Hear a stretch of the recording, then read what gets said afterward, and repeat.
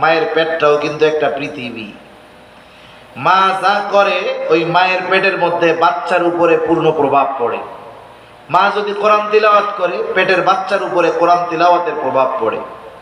মা যদি গুনাহ করে, পাপ করে, টেলিভিশন দেখে, পেটের বাচ্চার উপরে তার ওই কর্মের প্রভাব পড়ে। এটা তো উলামায়ে কেরাম অনেক আগের থেকে বলতেছে, কিন্তু আধুনিক বিজ্ঞান গবেষণা করে এর সত্যতা স্বীকার করতে বাধ্য হয়েছে।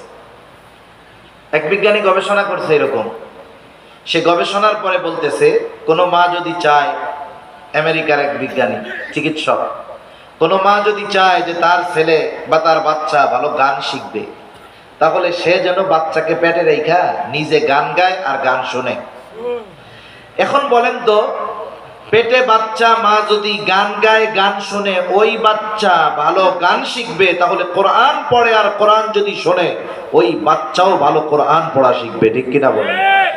আমাদের দেশে ইমাম মুয়াজ্জিন যারা, এদেরকে যতটুকু সম্মানী দেওয়া উচিত আমরা দিতে পারি না।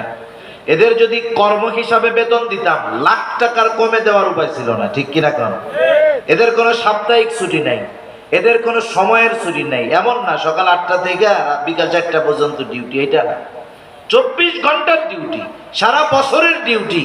এই মানুষগুলোর প্রকৃত কর্মের যে প্রতিদান, এটা দেওয়া অসম্ভব। দুনিয়ায় যা দেওয়া হয় নামমাত্র।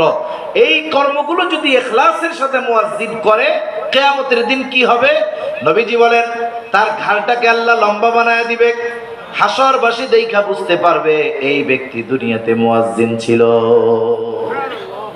সে আল্লাহ তাআলার মুখপত্র, মানে প্রধানমন্ত্রীর একজন মুখপত্র থাকে, যে সে প্রধানমন্ত্রীর সব কথা সাংবাদিকদের সামনে বলে, সব কথা সে বলে। প্রধানমন্ত্রী সব কথা বলে না।